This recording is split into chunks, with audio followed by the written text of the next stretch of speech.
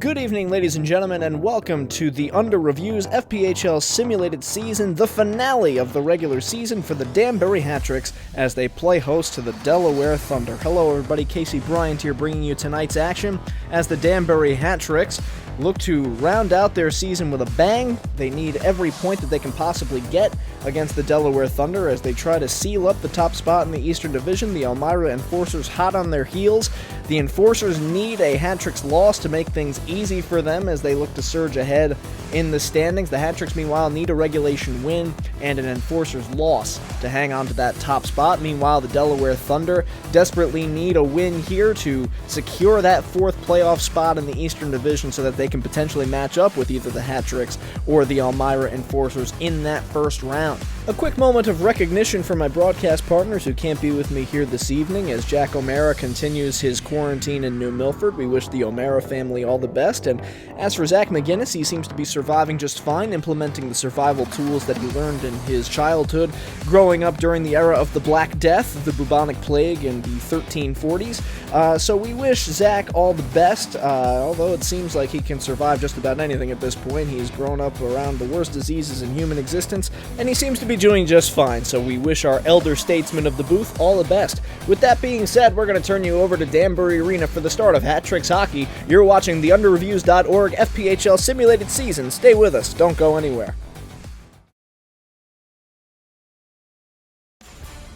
From Danbury Arena, it's time for Hat-Tricks Simulated Hockey as we have reached the finale of the regular season, the final push for the playoffs, the last chance to rack up some points here in the regular season as Aaron Taylor and Tom McGuckin will rematch after last night. McGuckin got the better of the Delaware Thunder as the Hat-Tricks came away with a 5-2 victory. A crucial one at that. The Hat-Tricks will need 3 more points if they want to make any kind of push for the top dog spot in the Eastern Division. Meanwhile, the Delaware Thunder looking to hang on to that 4th playoff position and best the Mentor Icebreakers and bounce them from contention and keep playing into next weekend. Puck is dropped and away we go as it's picked up now by Christopher Bormanis and carried ahead. Back pass now to Kieran Devine. Over to Charlie Penns to Parker Moskal, the lethal scorer who crosses across the blue line. Had an assist in yesterday's contest on Christopher Bormanis' goal, and we'll see if he's got more in store as here's Shinkarik on the near side post. Tries to sneak it in past the right shoulder of Taylor as we get some glitchiness here in the action. It looks like our satellites are having some difficulty pulling in the signal. I feel like I'm trying to watch DirecTV on a mildly cloudy day here. Things are getting broken up a bit and bit pixelated, and I guess that was a save by Tom McGuckin. We may never know. I'm sure it was a great shot, no matter what it was.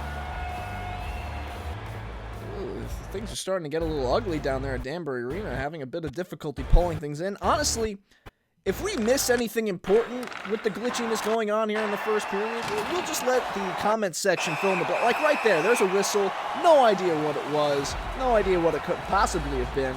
So, you know, if there was an amazing save, let us know in the comments. If you think there was a streaker on the ice that interrupted play, let us know. If you think someone committed arson in the stands, who knows? I'm open for anything, and I will make it canon. So just let me know, and we'll try to choose our own adventure here, like we're in a chapter book.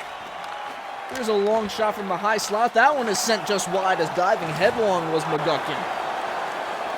McGuckin had to cover up the entire 6x4 opening and decided the best way to do so was by Superman flying his way through the air. Bronner over to Shane Morrissey on the left wing. Morrissey now crossing the way to Listmeyer, who takes a few steps in. Listmeyer crosses to Brown. Long slap shot, kick saved by Taylor. Rebound is steered aside by Dunford. Out comes Kalinin on the left wing. Slides it over to Municello, to Simonetta. Here's Kalinen's shot saved by McGuckin. Kalinin in the corner, forced back, retreating hard toward the blue line. Here's Licky, down low for Simonetta. In the corner, sends it over to Kalinin. Backhander, he scores! Anton Kalinin sneaks one in past the left elbow of McGuckin. It looked like McGuckin was going back to hug that post and just couldn't get there in time. We'll take another look. Here's the setup from the corner. Kalinin takes it and just is able to slip past the defense.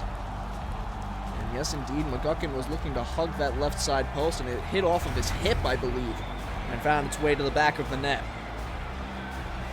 A sneaky quick shot there from number 8 on the Thunder, and Delaware gets exactly the start they needed.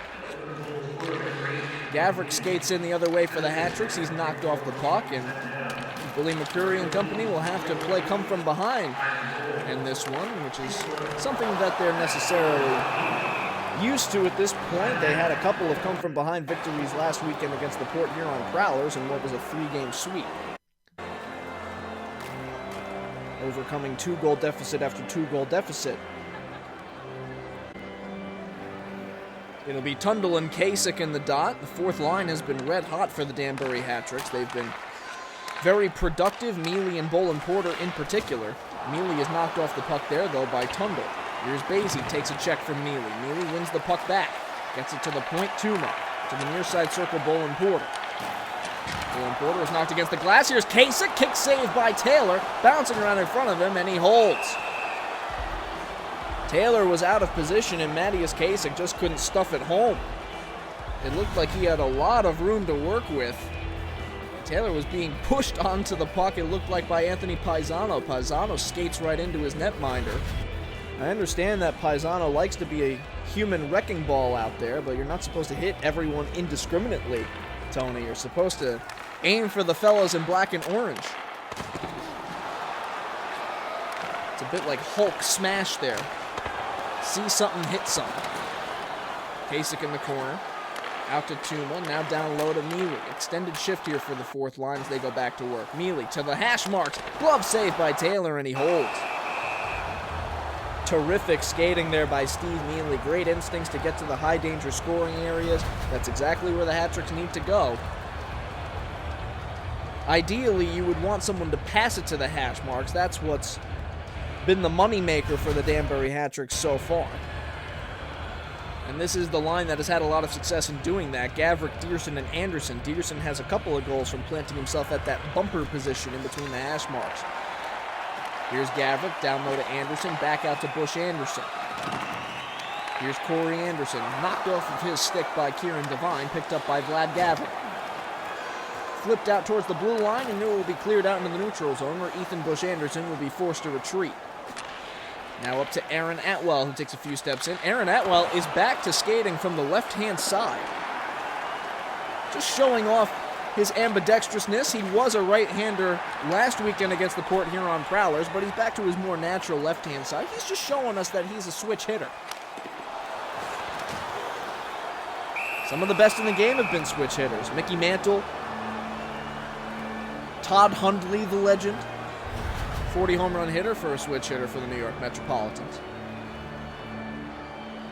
I think those two belong in the same conversation as greatest switch hitters of all time. That's what I'm going with anyway.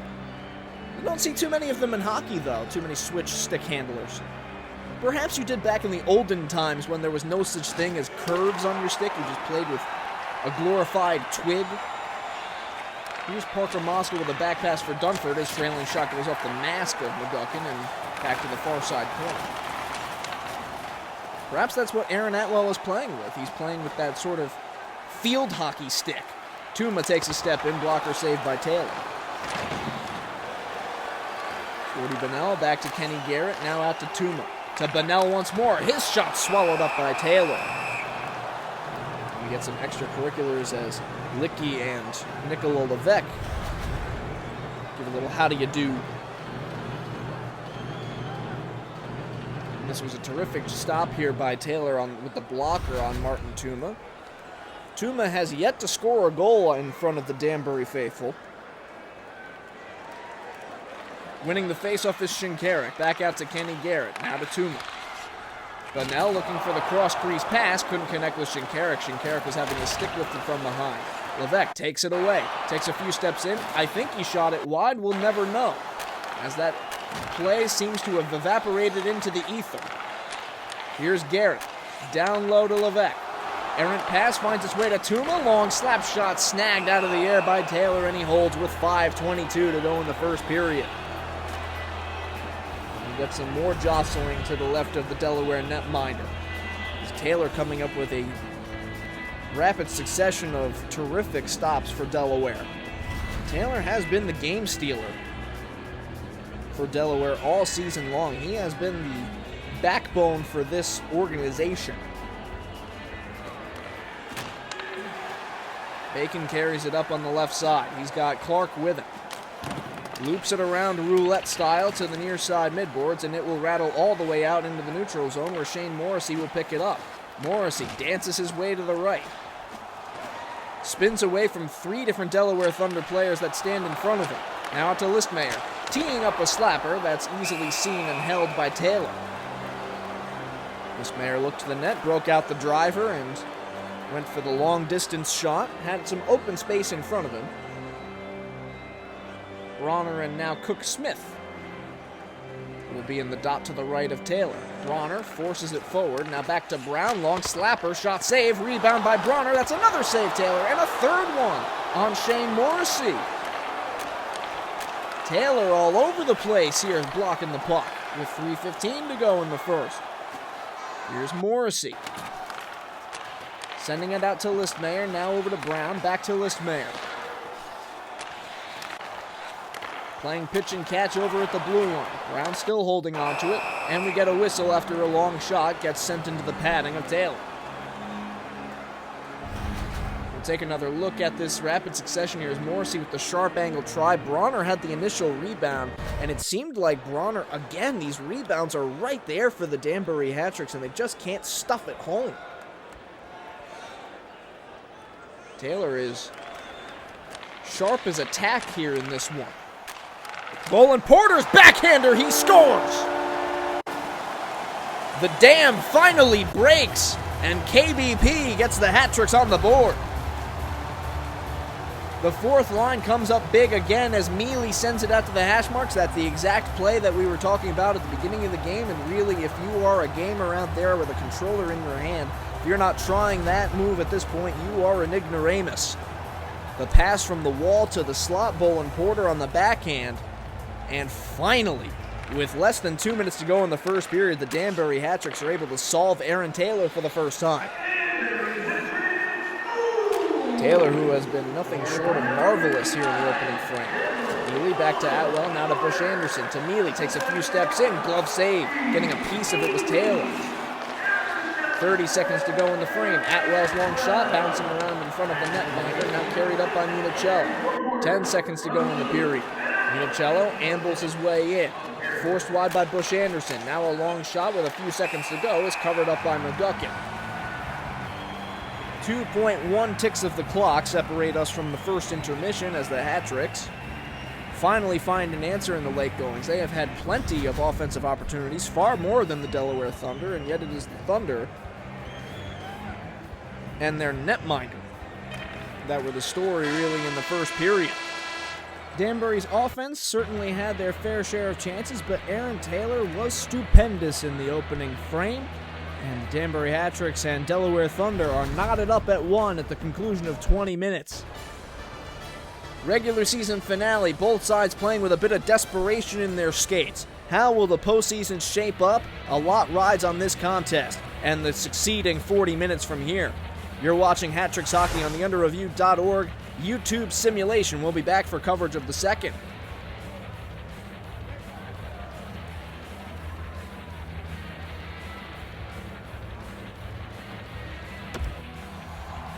Well, we mentioned how the Hat-Tricks had plenty more opportunities than the Delaware Thunder. 18-7 were the shots on goal in the opening frame.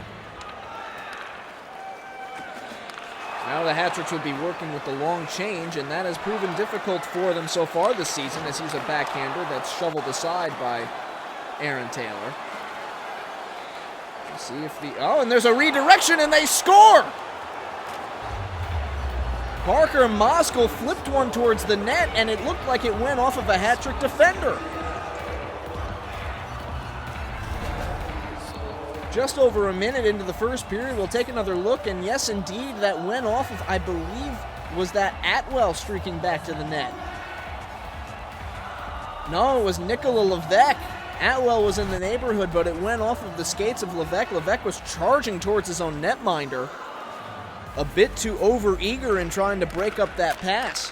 And just like that, in the early goings of the second period, the Delaware Thunder have the lead. That is the way the cookie crumbles sometimes.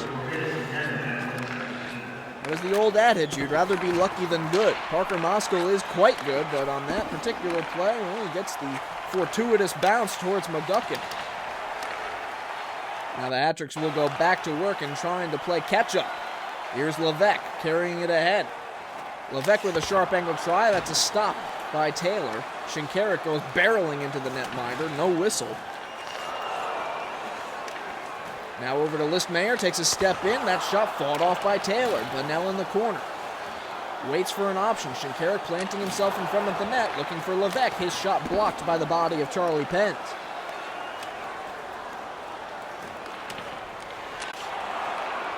Devine trying to force his way into the attacking zone. He's stripped from behind by Shinkarik, but still is able to dump it ahead for Simonetta. Set up in front for Kalinin, fanned on the shot attempt. Back out to Devine, now a one-time shot, ricochets into the corner. Back out once more to Dunford, to Municello. Looping it around the boards, bounces out in front. Kalinen's try from point blank is stymied by McGuckin. Now out to Tuma, carries it ahead. Red line, slides it to the right. Crossing the blue line is Ruiz. Johnny Ruiz to the net. That one stopped by Taylor, and he holds. Aaron Taylor, if he can see it, he can stop it. As he's standing in the middle of a shooting gallery, basically, for the Danbury Hat-Tricks. They're eyeing that bullseye, but right now Taylor is extending every possible limb like Mr. Fantastic. Or Mrs. Incredible, if you prefer that reference. All depends on what you're watching on Disney Plus right now. Me personally, I'm just waiting for that Mighty Ducks reboot to drop. I'm skeptical, but holding out hope that it'll hold up to the original. Here's Morrissey in the corner. Bronner calling for it at the near side circle. Rolls past him to Bush Anderson. Bush Anderson to Bronner, back to Bush Anderson. Had a look to the net, elects to pass it back for Ruiz instead. Now Ruiz flicks it around the boards for Atwell. Out to Bush Anderson, to Atwell. Out to Morrissey between the hash marks, had his back to the net, looked to get it back towards the blue line, it's intercepted. Hat-Tricks don't get a shot on goal in that sequence, despite several primed looks towards the 6x4 opening. Here's Anthony Paisano. Long shot by Basie, trickles just wide. Kasich to the left side, Morrissey. Now up to Casper Dearson. Dearson spins away, looking down low. Ruiz, one-timer stopped by Taylor, and a rebound goes off the post. Goodness me, what a stop by Aaron Taylor. How did that not go? Hat-Tricks did everything right on that passing sequence, and Taylor comes up with the miraculous save. Take another look at that one. Ruiz extending his left leg and then getting over to that left post. That's exactly how the Thunder were able to score their first goal of the game. A puck was trickling towards the end line and they were able to sneak it by McGuckin. Taylor showing him how it's done. Speaking of that Mighty Ducks Disney Plus reboot, I tell you, something that is dying to be made into a miniseries is the book Beartown by Frederick Backman. It's a hockey book. It's such a terrific story, so well told. It is begging to be put on the small screen, so if you're looking for something to do in your quarantine and looking for something hockey-related, Beartown, Frederick Backman, terrific book. Can't recommend it enough. It's got a sequel, Us Against You, as well, so check that out while you're holed up. Bacon to Clark. Clark, harassed from behind by Kasich, still gets a shot off and runs into McGuckin. The referee's letting him play in this one. Right now, the goaltenders have been able to get hit with impunity. Here's Mealy looking down low for Bowen Porter. Back to Mealy. Has a look to the net. Thinks better of it. Brown and Listmeyer wiring it back and forth between one another, playing hot potato, and the Thunder are able to cash up on that and force it out into the neutral zone. I feel like I'm watching the New York Giants offense operate right now, as there's plenty of lateral screen passes at that blue line of scrimmage, so to speak, but there's hardly any attempts to go downfield and look towards the net once the puck goes out to the net, to the blue liners. Gotta pick the heads up and start looking to the front of the net, as there's a shot by Demon, saved by McGuckin. Demon on the doorstep. Demon has his stick lifted from behind by Brown. Bounces out towards the red line where it will be retrieved by Dunford. Now Licky. Bumped into from behind. Cook Smith to Demon. Looking for Clark. His shot pops up into the air, and they score! It's Clark getting a fortuitous bounce off of the padding of Tom McGuckin. It went off of his blocker and into the back of the net. We'll take another look at it here as it just rolls over the goal line after McGuckin got a big piece of it. And for Jordan Clark, that is his first goal of the season.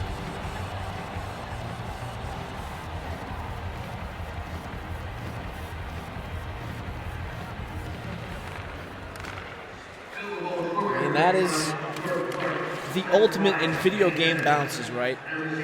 That's the kind of bounce that you get where if you're playing EA Live or Hockey Ultimate Team online, you get that bounce, you rage quit. Someone scores with someone who doesn't have a goal all season long. Like, imagine if you were playing the NHL games and Tanner Glass comes skating down the ice and has one roll off of the blocker of your netminder, pop up into the air like a can of corn, and trickle over the goal line. You'd rage quit. Redirection in front, especially if you have been dominating possession the way the Hat-Tricks have this game, as there's a long slapper by Taylor, and he holds with 1:06 to go. 3-1 is your score in favor of the Delaware Thunder. A frustrating turn of events as a couple of, well, let's call a spade, a couple of lucky bounces here for the Delaware Thunder have put them up 3-1. A goal off of a hat-trick skate and a goal off of McGuckin's blocker have proven to be the difference so far in this period, as Tuma winds and fires. It's blocked in front by Colleen, and Taylor finishes the job by getting his chest in front of it. Tuma has the puck go through the wickets. Behind the bag, it gets by Buckner. Kalina now carries it up on the right side. Waning seconds of the second period. Here's Kieran Devine up to Kalina. Over to Municello. Gets past Levesque. Last second try is stopped by McGuckin.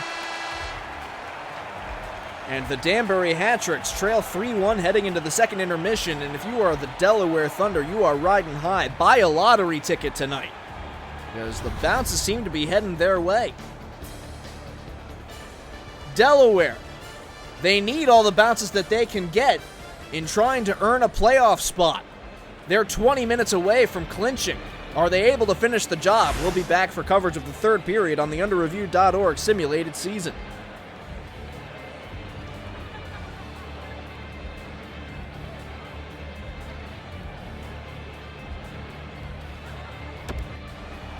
Shots in that particular period were 9-7 in favor of Danbury, a lot more even than the first was.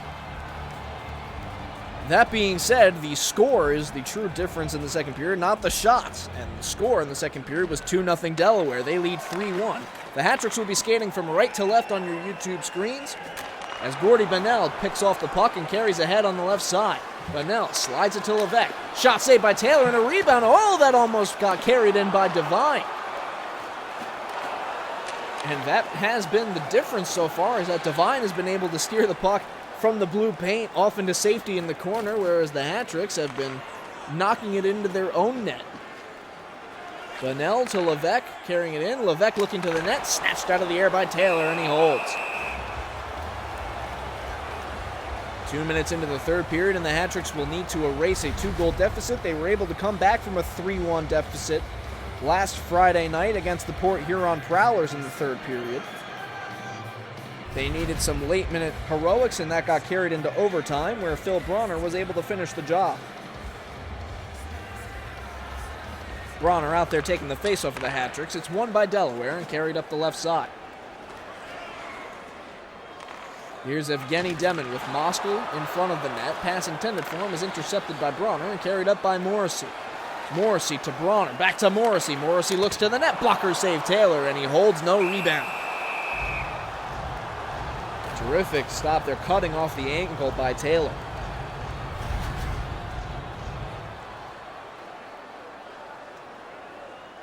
Well, as the Danbury Hat-Tricks start carrying the puck into the offensive zone, you have to figure that they will be looking to pull the trigger. I'm not sure if these virtual players really have an idea of what's at stake, but certainly the fans that are watching do. Especially since the reset button seems to be hit in between every game. So I'm not sure the elaborate series of ones and zeros before you has full cognizance that if they lose, they would have to face the Watertown Wolves in the first round, which is no slight to the Delaware Thunder or Mentor Icebreakers. They have proven to be a more formidable opponent for the duration of the 2019-20 season, and they have high-end talents that you have to look out for, like Devaney and Marker, and they're a dangerous team. Some big news in the realm of the Watertown Wolves in the world of the living is that they were able to have their ownership group cede control of the team as Ron Kernan sold to Alex Johansson. And we'll see perhaps if that means some changing of the guard in the world of Watertown, some new players as that shot goes off the post. That means some new faces into the organization, either behind the scenes or on the ice. You never know who he'll be able to recruit. As McGuckin freezes the puck over on the left side post, just over 5 minutes gone by here in the third period. Well, now that Kernan is no longer the owner of the Watertown Wolves and can focus really on the operations of the FPHL, perhaps he'd be open to this suggestion here. And I'm just spitballing here because, you know, it's looking like most winter sports will not be coming back. You know, you always hold out hope, but with each passing day and each passing news release that is out, it doesn't look like the NBA or NHL will be coming back anytime soon.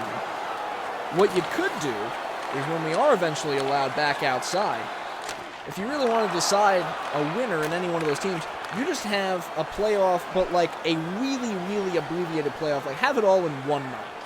As that shot is blocked out by McGuckin. What I mean is you just have a straight-up Royal Rumble. You play one continuous game, and if you win, you survive, and you play the next team to come out of the gate, and you just keep going until you have a winner. And you start with, like, the lowest seed, the Detroit Red Wings, and they would then have to beat the 30 seed, then the 29, then the 28, and you just keep going. And I'm unsure of what's a funnier scenario, whether you just have them play a full game, like full 60 minutes, and just marathon these games back to back to back to back, or you just whoever scores first. That would certainly be quicker, as that one gets trickled in and they score. How dare they try to interrupt when I'm on a roll here? I'm spitballing genius ideas, and the Delaware Thunder have the audacity to interrupt my flow? Did that go off of Steve Mealy? As that goes up into the air, and yes, indeed, Steve Mealy just punched it into his own net. This is unprecedented. These are ludicrous. Jordan Clark gets his second goal of the game, his second of the season. Jordan Clark, in the real-life regular season, had 130 penalty minutes and 19 shots on goal total in 35 games, did not score.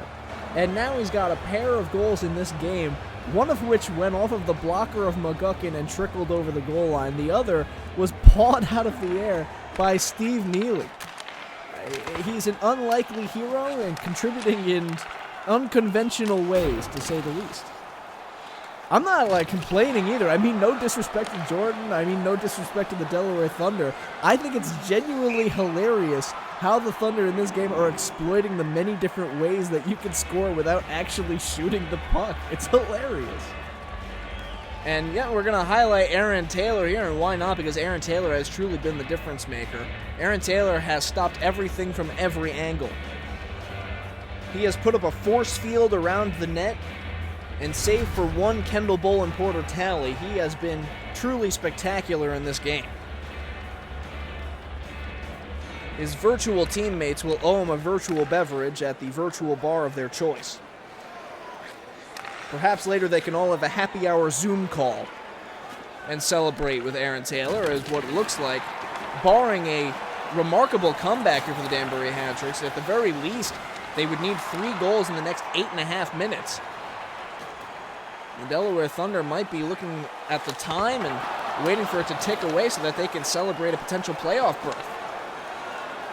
Here's Christers Bormanis on the right wing. Bormanis, the former Danbury hat-trick, looking to set up in front. Brown cuts off the pass. Up the right wing comes Ruiz. He's got Morrissey with him. Morrissey dragged that foot to stay onside. Ruiz looking to the net. Shoulder save Taylor. Puck is loose at the post. Ruiz and Devine fighting for it. Morrissey gets a shot off, and that's blocked in front by Taylor, and he holds. Simply sensational.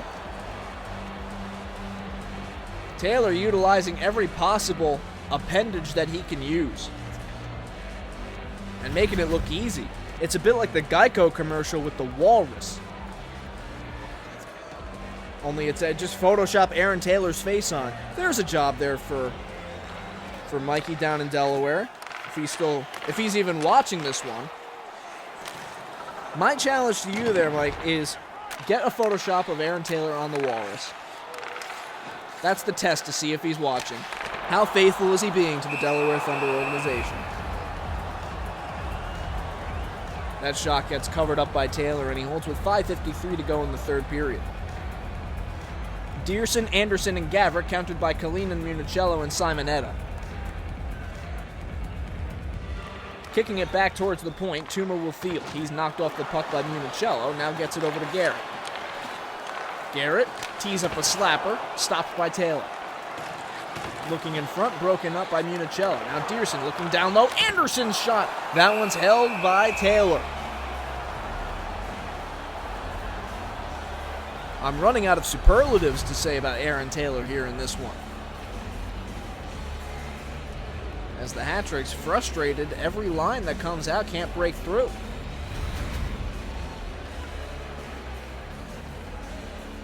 Well, for the hat-tricks, you start to sweat a little bit, and on the one hand, you would love to call yourselves the virtual Eastern Division champions.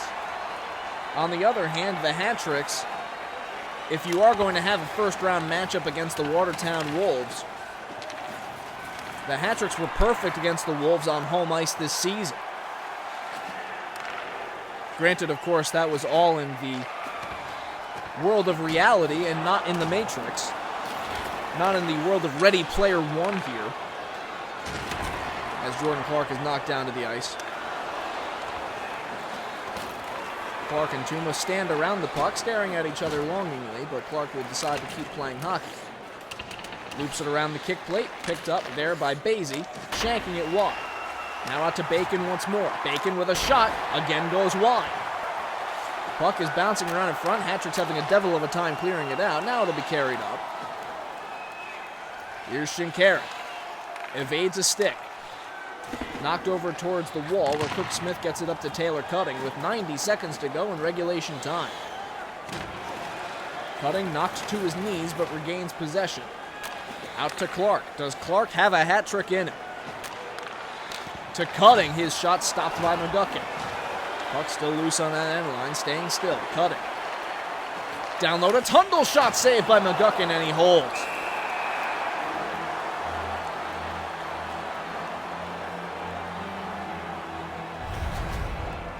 As we get another look here, as Tundle, Cutting, and Clark were out there on the ice, that is a heavyweight line for the Delaware Thunder.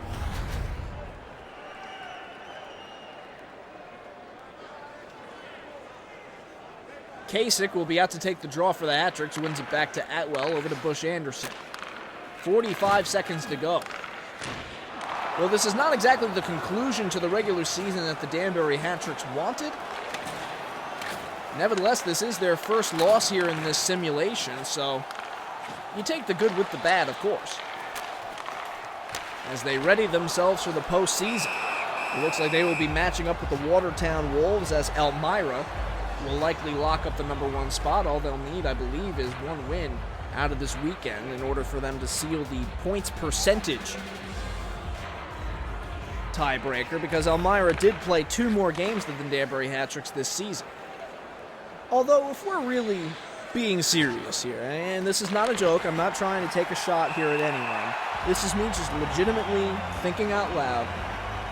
Shouldn't losing to the Battle Creek Rumblebees exclude you from playoff consideration? if you were the one team that lost to the Battle Creek Rumblebees in real life, that should be it.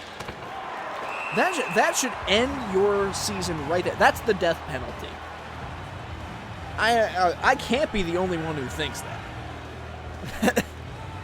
The Elmira Enforcers can do whatever they want in the world of the living or in the virtual world, but they will always have an asterisk next to them as the team that lost to the Battle Creek Rumblebees. And for that, we will in the Battle Creek, no matter what happens to them, we'll always have Paris. We'll always have Paris, Battle Creek. We will always have guaranteed win rate. Anyway, the buzzer will sound, and that will just about do it here from Danbury Arena as the Delaware Thunder come away with a 4-1 victory. Jordan Clark with a pair of goals in this one, and Aaron Taylor, superb, holding the Danbury Hat-Tricks offense at bay, frustrating them to no end, and the Delaware Thunder have put themselves in terrific position to hang on to that fourth playoff spot in the Eastern Division. We'll see how things shake out and see how the bracket looks. Be sure to subscribe to the Under Reviews YouTube channel. Log on to underreview.org. Follow the Danbury Hat-Tricks at Danbury Hat-Tricks on Facebook, Instagram, Twitter, and YouTube. And hey, hit me up on Twitter too, at CaseyBryant51. Follow me too. Why not? If you've enjoyed the inane, incoherent ramblings you've listened to the last 35 minutes, there's plenty more where that came from.